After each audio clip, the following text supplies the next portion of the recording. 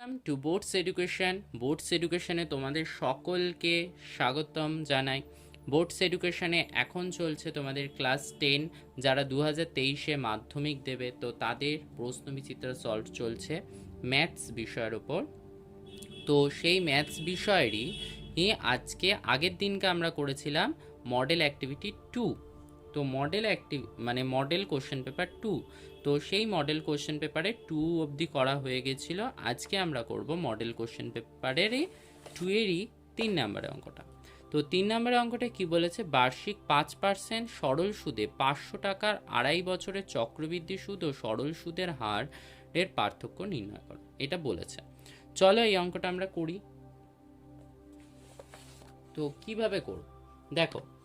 তো প্রথমে আগে পেজ নাম্বারটা দিয়ে নাও, পেজ নাম্বার 107। ঠিক আছে, 107-এর হচ্ছে 3-এ কি লিখলাম, সরল সুদের ক্ষেত্রে। সরল সুদের ক্ষেত্রে, তো সরল সুদের ক্ষেত্রে আসলটা আমরা কি বলবো, আসল P ইকুয়ালস টু 500 টাকা।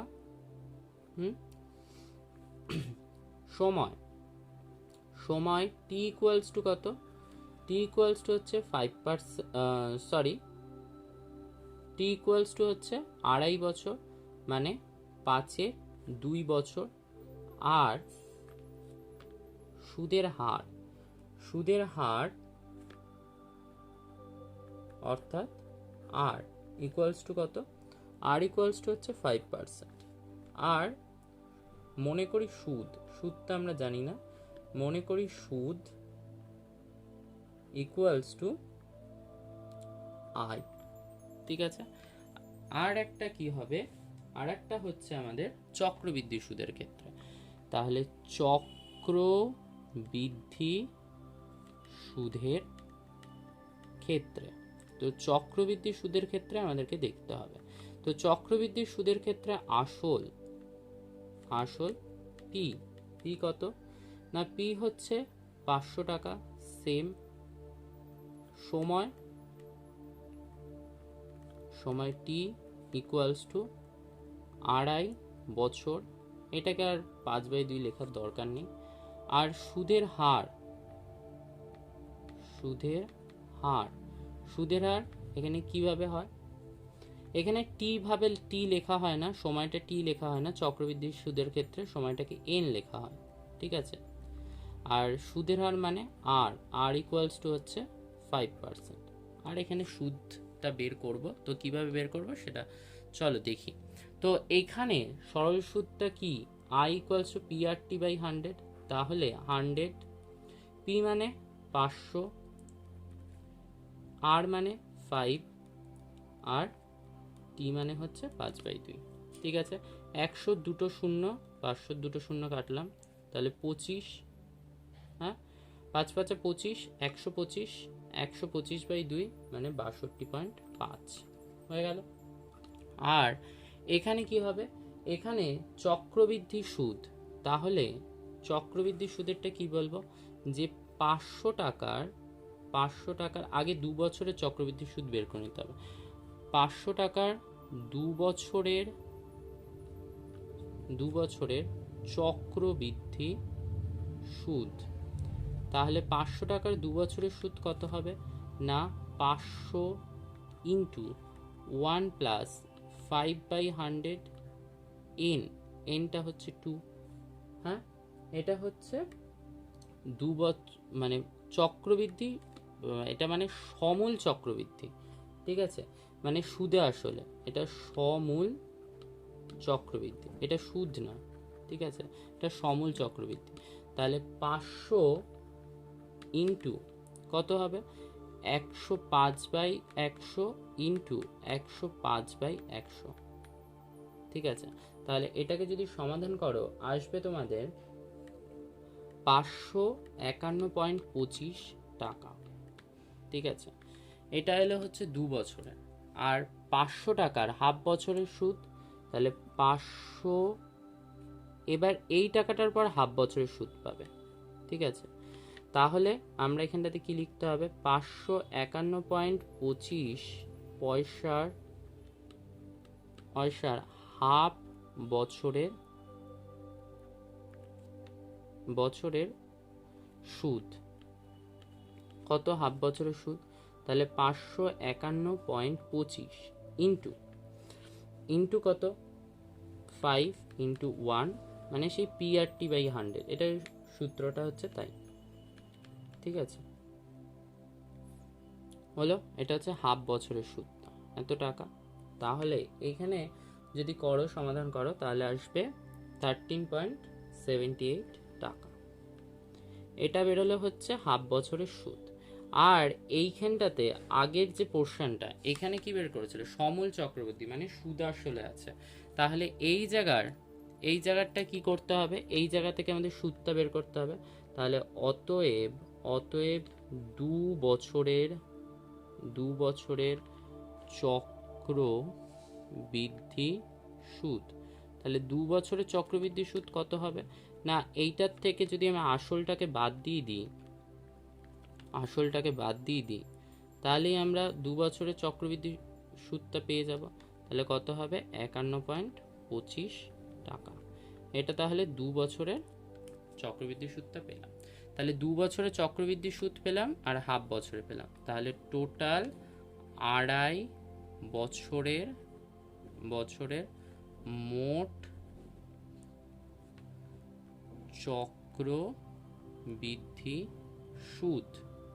চক্রবৃদ্ধি সুদ হবে কত হবে?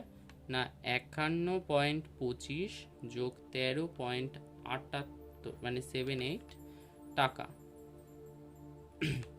যোগ করলে কত হবে? যোগ করলে আসবে হচ্ছে 65.03, ঠিক আছে, টাকা। এটা আসবে 2.5 বছরের চক্রবৃদ্ধিটা, ঠিক আছে। এবার তোমাদেরকে অঙ্কতে বলেছে যে চক্রবৃদ্ধি সুদ ও সরল সুদের পার্থক্যটা তোমাদেরকে জানতে চেয়েছে, ঠিক আছে। তাহলে আমাদের এবার কি করতে হবে? আমাদের এখানটাতে পেয়ে গেছি 2.5 বছরের চক্রবৃদ্ধি সুদ আর এখানে 2.5 বছরের সরল সুদ পেয়ে গেছি। তাহলে অতএব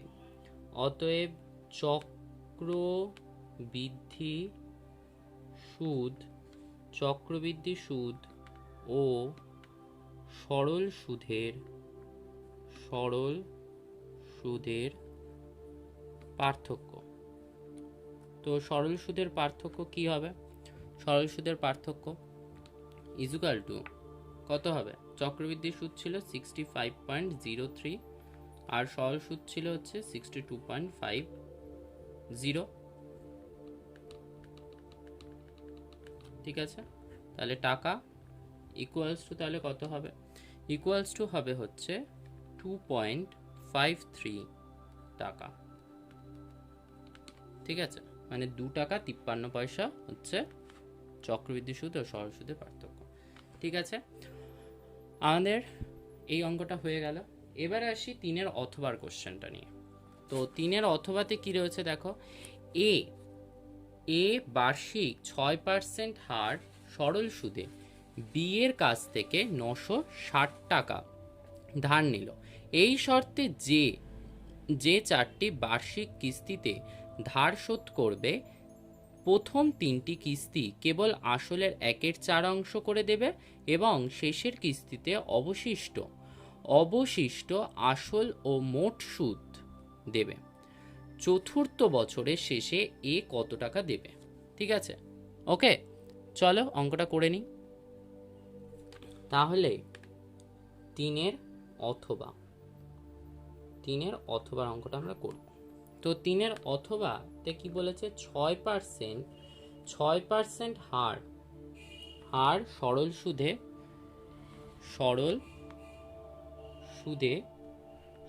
সুদে 960 টাকা, 960 টাকার 1 বছরের সুদ। 1 বছরের সুদ কত হয়?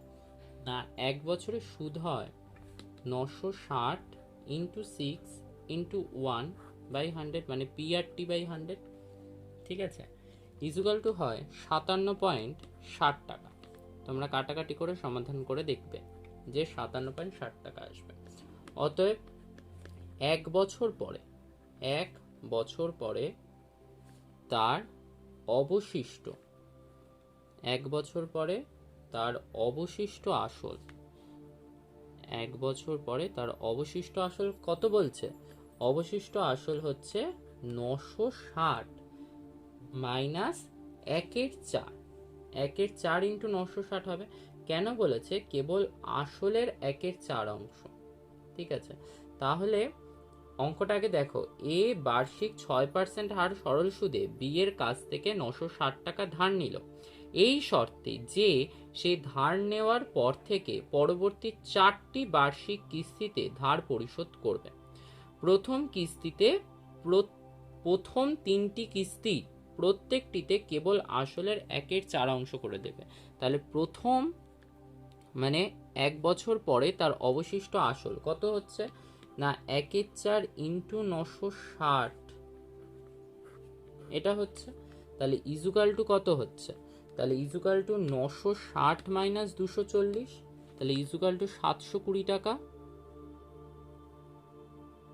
ঠিক আছে, তার 720 টাকা হচ্ছে। এবার তাহলে কি? এবার তাহলে হচ্ছে 6%, আবার 6% সুদে এই টাকাটার আসল, এইটা তখন আসল হয়ে যাচ্ছে। ঠিক আছে, পরের 1 বছরের ক্ষেত্রে 1 বছরের সুদ তাহলে এইটার ক্ষেত্রে কত হবে? তাহলে 6% হারে 6% হারে হারে 6% হারে সরল সুদ, সরল সুদ 720 টাকার 1 বছরের সুদটা আমাদের বের করতে হবে। 1 বছরের সুদ, 1 বছরের সুদ কত হবে? তাহলে হবে 720 ইন্টু 6, হ্যাঁ, বা ইন্টু 1/100 মানে PRT/100 ইজুকাল টু আসবে 43.20 টাকা। এটা বেরোলো হচ্ছে পরেরটা। ঠিক আছে, ওকে, মানে 4টি বার্ষিক কিস্তি দেবে। তাহলে এটা প্রথম বছর দিল, এটা দ্বিতীয় বছর দিল। এবার তৃতীয় বছরের ক্ষেত্রে আরও কমে যাবে। ঠিক আছে, তাহলে তৃতীয় বছরের ক্ষেত্রে কত হবে? তৃতীয় বছরের ক্ষেত্রে সুতরাং সুতরাং সুতরাং 2 বছর পরে 2 বছর পরে তার আসলের অবশিষ্ট কত থাকছে? তাহলে আসলের অবশিষ্ট থাকছে হচ্ছে 720 মাইনাস 240। হ্যাঁ, এইটারও তো মানে এই যে এই আসলের 1/4 অংশই তো দেবে, তাহলে 240, তাহলে ইজুকাল টু কত থাকছে? 480 টাকা তার থাকছে। ওকে, এবার 480 টাকার আবার 3 নম্বর বছরে, তাহলে অতএব 6% হার সরল সুদ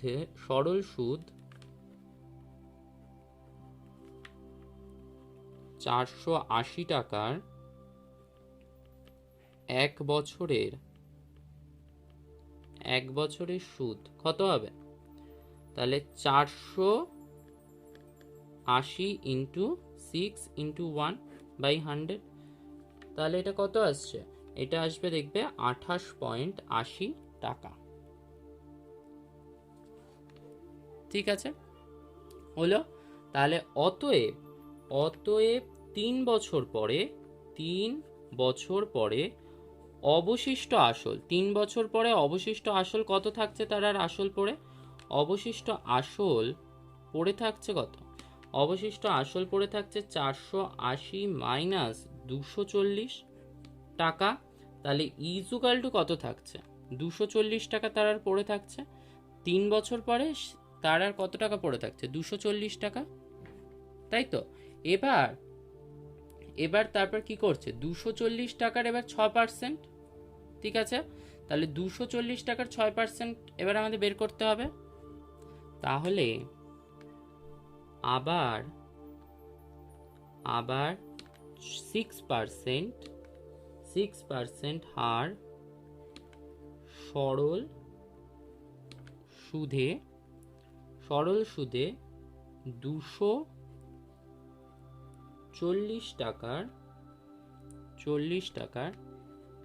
1 বছরের সুদ, 1 বছরের সুদ তাহলে কত হবে? 1 বছরের সুদ হবে 240 ইন্টু 6 ইন্টু 1 PRT/100। ঠিক আছে, তাহলে কত আসছে? 14.60 টাকা। ঠিক আছে, এত টাকা।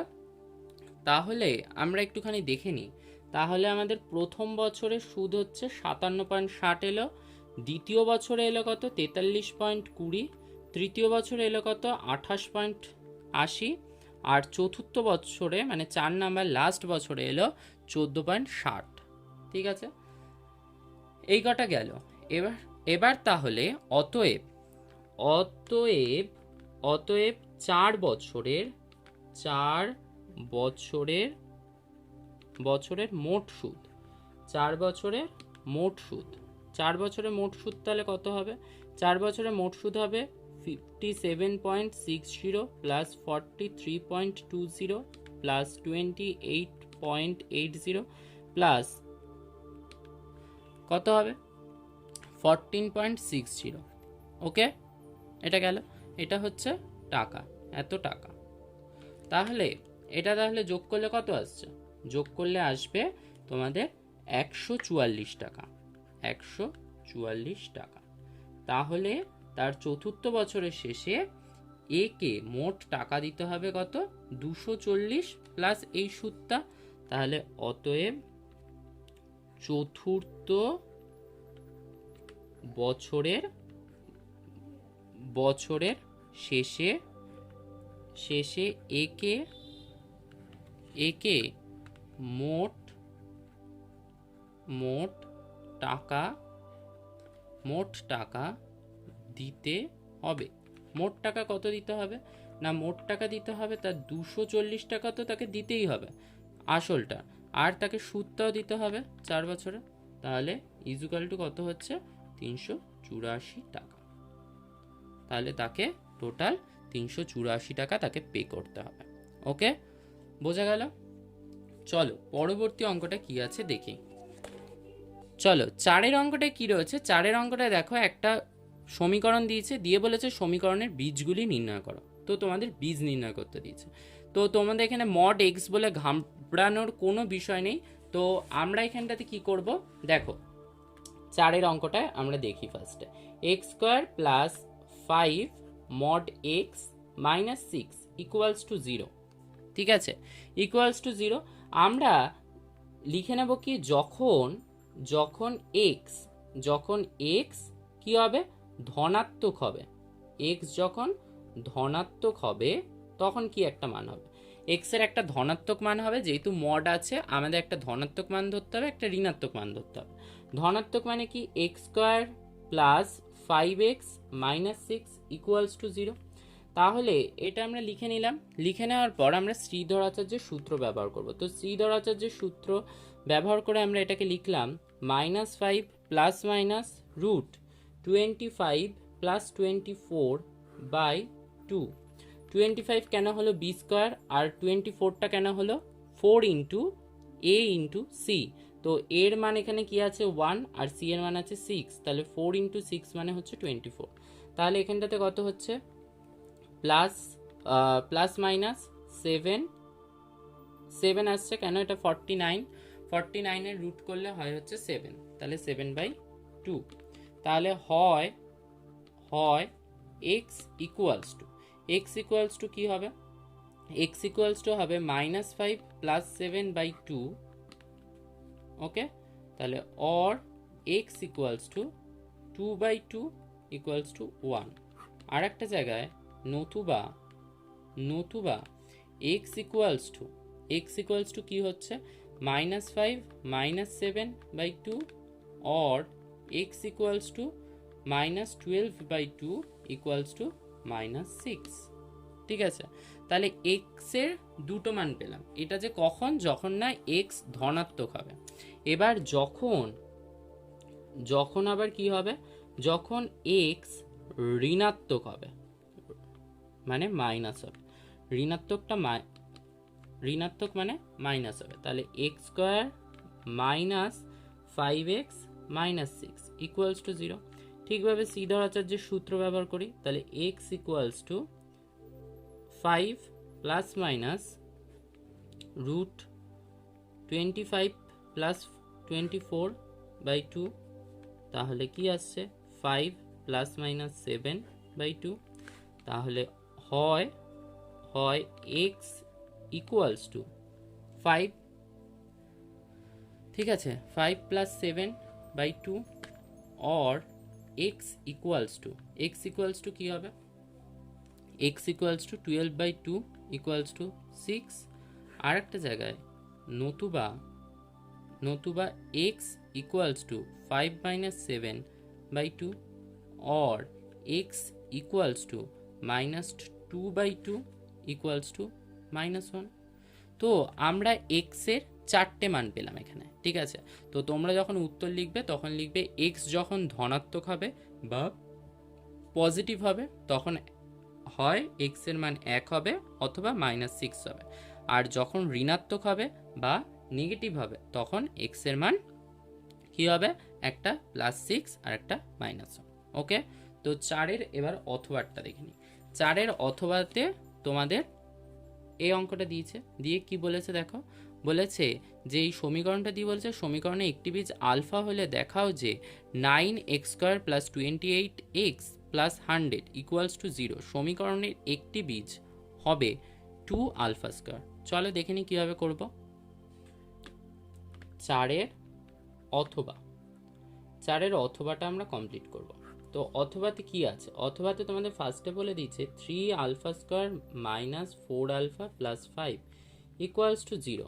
এটাকে আমরা কি লিখতে পারি, 3 α² ইকুয়ালস টু 4 α - 5, এটা লিখতে পারি। এটা যদি আমরা লিখতে পারি এটাকে 1 নাম্বার দিয়ে রাখো। আর তোমাদের কি দিয়েছিল 9, তাই তো, 9x² plus 28x, 9x² plus 28x plus 100 equals to 0, ঠিক আছে, এটা দিয়েছে। তো এখানটাতে লেখো x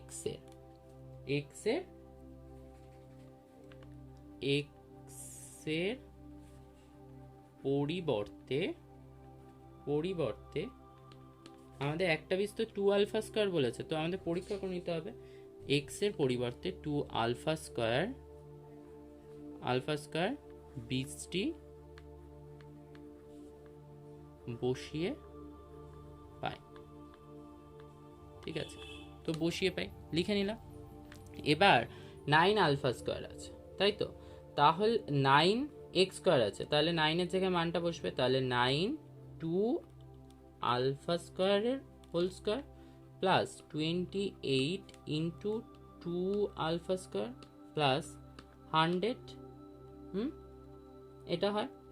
তাহলে ইকুয়ালস টু আমরা কি লিখতে পারি, ইকুয়ালস টু এটাকে যদি আমরা লিখি 4 ইন্টু, মানে 2টাকে যদি স্কোয়ার করি তাহলে 4 হয়ে যায়, আর 9টাকে ভেতর ঢুকিয়ে দিই তাহলে 3 α², মানে দুজনের মধ্যে জায়গা চেঞ্জ করলাম, 9টাকে ভেতরে ঢোকালাম আর 2কে বাইরে রাখলাম, স্কোয়ার প্লাস 56 α²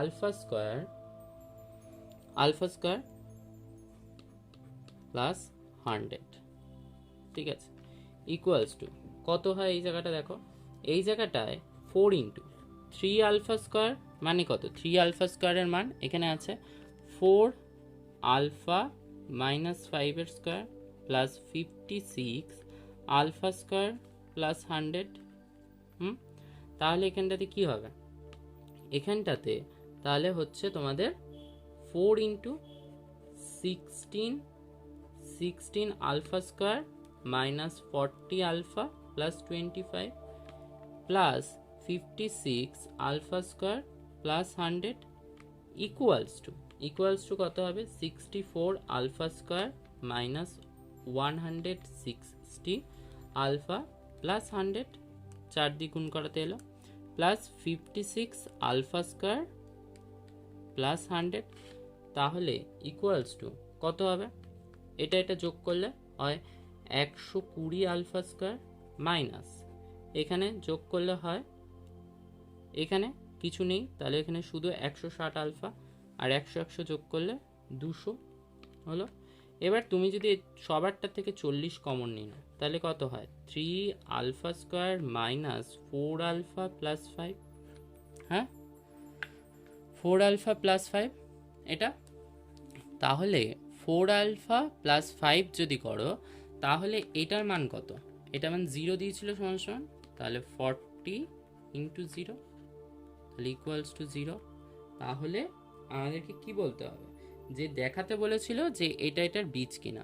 তাহলে অতএব 9x² plus 28x plus 100 equals to 0 সমীকরণটির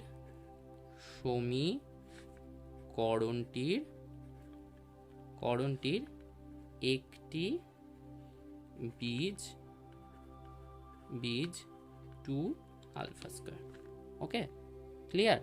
তো এটাই ছিল তোমাদের 4-এর অঙ্ক। এবার 5-এর অঙ্কগুলোয় আসি। তো 5-এর অঙ্কতে কি বলেছে? 5-এর অঙ্কতে বলেছে যে 3টি পূর্ণ সংখ্যার গুণফল 800, প্রথম ও দ্বিতীয় সংখ্যার অনুপাত 2:5, প্রথম ও দ্বিতীয় সংখ্যার সঙ্গে 6 যোগ করলে তৃতীয়টি অপরিবর্তিত রাখলে সংখ্যা 3টির গুণফল 3200 হবে। মূল সংখ্যা 3টি নির্ণয় করো। ওকে, চলো করে ফেলি। তাহলে আমরা 5-এর 1-এর অঙ্কটা, তো আমরা মনে করি প্রথম, দ্বিতীয় ও তৃতীয় সংখ্যাগুলি যথাক্রমে 2k, 5k ও x, এটা আমরা ধরে নিলাম। তো 2:5 বলেছিল, তাহলে 2k আর 5k লিখলাম, আর তৃতীয় সংখ্যাটার কিছু দেয়নি তাই x ধরলাম। ঠিক আছে, তাহলে 3টে সংখ্যা এটা হলো। এবার আমাদের শর্তানুযায়ী আমরা কি জানি? শর্তানুযায়ী আমরা বলতে পারি 2k, মানে 3টে সংখ্যার গুণফল দিয়েছিল 2k into 5k into x equals two 800। এটা হচ্ছে শর্তানুযায়ী, এটাকে 1 নাম্বার দাও। আর দ্বিতীয় শর্ততে কি বলেছিল?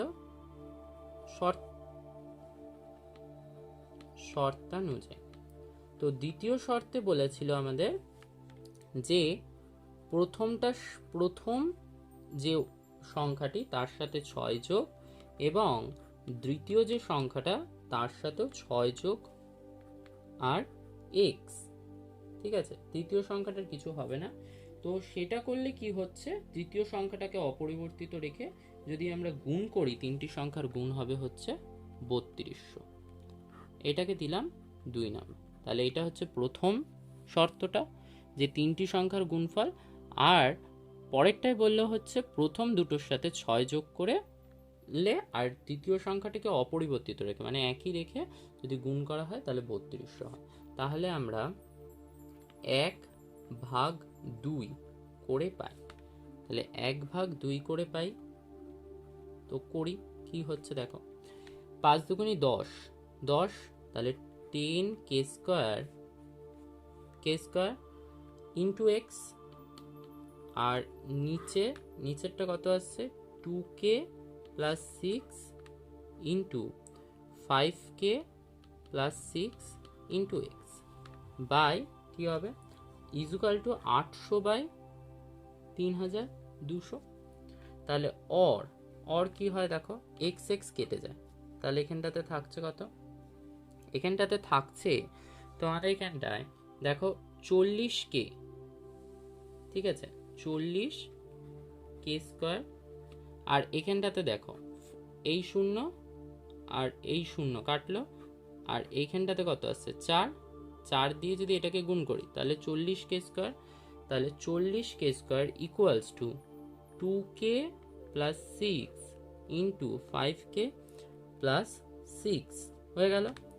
তাহলে 40k² equals to 10k² plus 42k plus 36 হলো। 40 স্কোয়ার আর এখানে 10 স্কোয়ার আছে, তাহলে এটা 30 square minus 42 minus minus 36 equals to 0। Or কি হবে?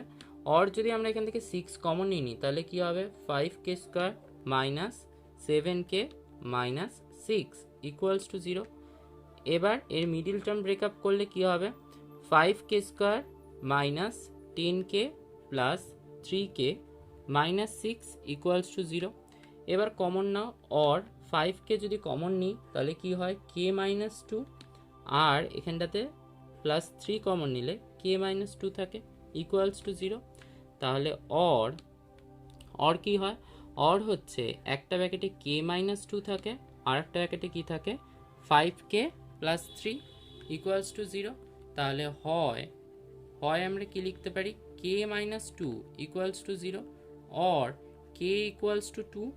আর একটা জায়গায় নতুবা আমরা কি লিখতে পারি?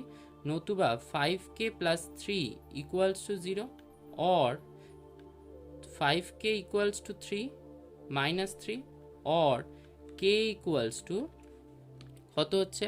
k equals to minus 3/5। ঠিক আছে, তো আমাদের এখানটাতে পূর্ণ সংখ্যা বলেছে, পূর্ণ সংখ্যার গুণফল। তো ঋণাত্মকের যে মানটা গ্রহণযোগ্য নয়। ঠিক আছে, তো আমরা এবার কি করব? আমরা এবার করব হচ্ছে এখানে তাহলে আমাদের তৃতীয় সংখ্যাটা আমরা তাহলে লিখব 1 নং সমীকরণে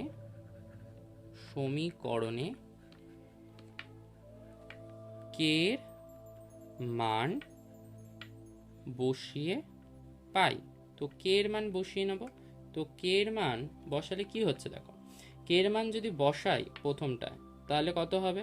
2 into 2 into 5 into 2 into x equals two 800। ওকে, তাহলে অর কি হবে? 4 আর এখানে 10, 40। তাহলে 40 ইন্টু এক্স, তাহলে 40 into x equals two 800 or x equals two 800/40, 800/40 তাহলে কত হয়? 20 হয়। তাহলে এক্স এর মান হচ্ছে 20।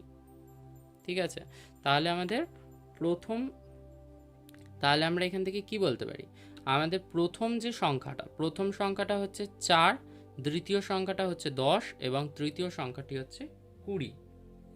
ঠিক আছে, তো আমরা এটা লিখতে পারি কি? প্রথম সংখ্যাটা হচ্ছে 10। ঠিক আছে,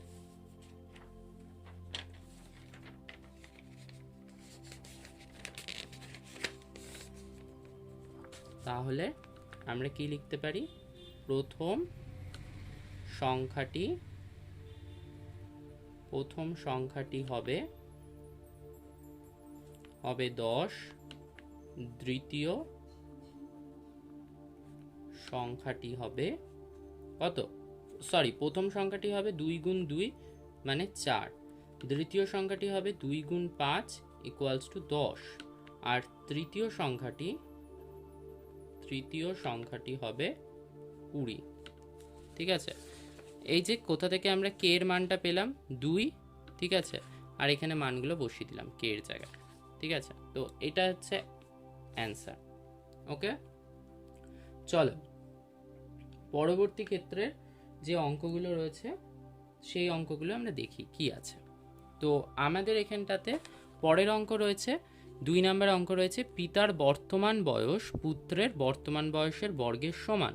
পুত্রের বয়স যখন পিতার বর্তমান বয়সের অর্ধেক হবে তখন পিতার বয়সের 11 গুণ হবে। তাহলে পিতার বর্তমান বয়স কত?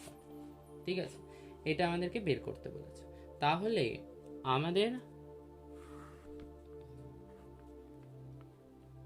5-এর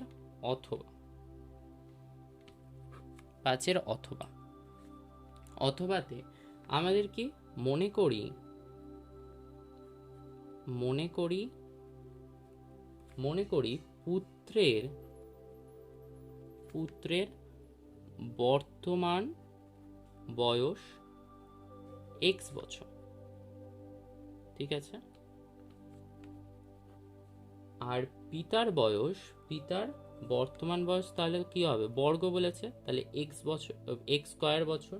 ওকে, এবার আমি মনে করলাম, তো সেটা তো মানে সাথে সাথেই তো হয়ে যাবে না, মানে পিতার বয়স তো পুত্রের বয়স, মানে পুত্রের বয়স পিতার বয়সের অর্ধেক তো সাথে সাথে হবে না। তাহলে আমি ধরলাম ওয়াই বছর পরে পুত্রের বয়স কত হবে, ওয়াই বছর পরে পুত্রের বয়স এক্স প্লাস ওয়াই বছর হবে। এক্স প্লাস ওয়াই বছর হবে, মানে বাড়লো x plus y equals to, আমি এটাকে কি লিখতে পারি, যে এক্স স্কোয়ার বাই টু, মানে তার এই বয়সের অর্ধেক, ঠিক আছে, হলো। তাহলে আমাদের কি হবে এটা, তাহলে y equals to x square by two minus x equals to কী হবে, x square minus two x by two, or কী হবে, অর হচ্ছে y two y equals to x square minus two x, ঠিক আছে। এইটুকু অবধি আমরা সমাধান করতে পারি। তাহলে এই জায়গাটা দিয়ে বুঝতে পারলে যে পুত্রের বয়স যখন পিতার বর্তমান বয়সের অর্ধেক হয়, তাহলে অর্ধেক যখন হচ্ছে তখন কত হচ্ছে, অর্ধেক হবে তখন হচ্ছে, যদি আমরা অর্ধেক করি তাহলে আমাদের এই বয়সটা আসবে, ঠিক আছে। এটা এলো হচ্ছে ওয়াই বছর পরের ঘটনা। ওকে, তাহলে আমরা শর্তানুযায়ী লিখব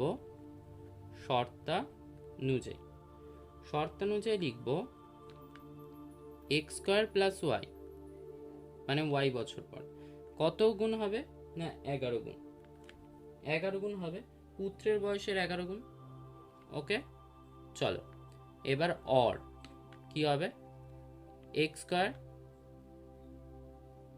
স্কোয়ার প্লাস ওয়াইয়ের মানটা কত আছে, x square minus two x by two equals two 11x।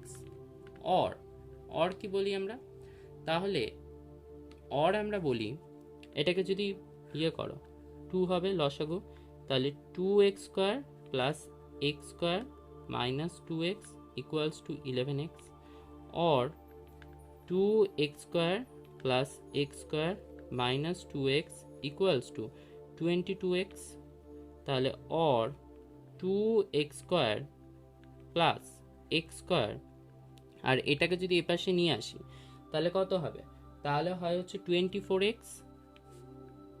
ঠিক আছে। তাহলে 24x ইকুয়ালস টু 0, তাহলে অর 3x স্কোয়ার, এখানে তো 3x স্কোয়ার আসছে, মাইনাস 24x ইকুয়ালস টু 0, তাহলে অর 3 যদি কমন নিই, 3 কমন নিলে কি হয়, 3 কমন নিলে x square minus 8x equals to 0, ঠিক আছে। এটা হচ্ছে,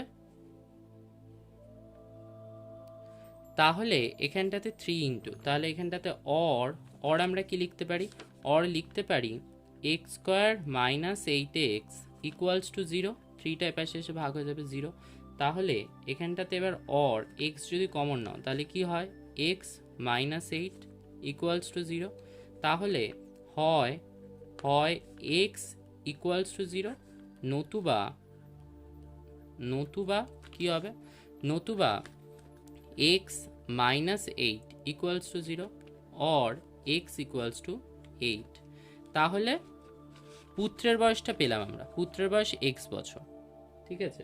তাহলে পুত্রের বয়স হচ্ছে এক্স বছর, এক্স বছরের ক্ষেত্রে কত হচ্ছে 8 বছর, তাহলে পুত্রের বয়স হচ্ছে, এখন যদি 8 বছর হয় তাহলে অতএব পিতার বর্তমান বয়স তাহলে কত হবে, পিতার বর্তমান বয়স আমরা কি ধরেছিলাম, এক্স স্কোয়ার, তাহলে x square equals to 8 square, তাহলে হবে হচ্ছে 64 বছর, মানে 64 বছর। ক্লিয়ার? তো এটা হচ্ছে আমাদের অ্যান্সার। তো এটা হচ্ছে আমাদের আসবে 64 বছর। ক্লিয়ার? ঠিক আছে, তো এইটা ছিল আজকের লাস্ট অঙ্ক। তো এটা ছিল আমাদের লাস্ট অঙ্ক আজকের। তো তোমাদের যদি ভিডিওটা ভালো লেগে থাকে অবশ্যই ভিডিওটাকে লাইক এবং চ্যানেলটাকে সাবস্ক্রাইব করে বোর্ডস এডুকেশনের একজন সদস্য হও, কারণ তোমাদের এরকম করেই প্রশ্নবিচিত্রা সলভ করানো হবে এবং সলভগুলোর কোনো প্রবলেম হলে আমাকে কমেন্টস করতে পারো। আর অবশ্যই চ্যানেলটাকে সাবস্ক্রাইব করো, কারণ তোমাদেরকে অঙ্ক করিয়ে আমার অ্যাচিভমেন্ট হচ্ছে তোমরা যদি আমার পরিবারের সদস্য বাড়ো এবং যদি তোমাদের আমার ভিডিও পছন্দ হয় লাইক করো এবং তোমাদের কমেন্টসগুলো দেখি আমার মন ভালো লাগে। ঠিক আছে, চলো সবাই খুব ভালো থেকো।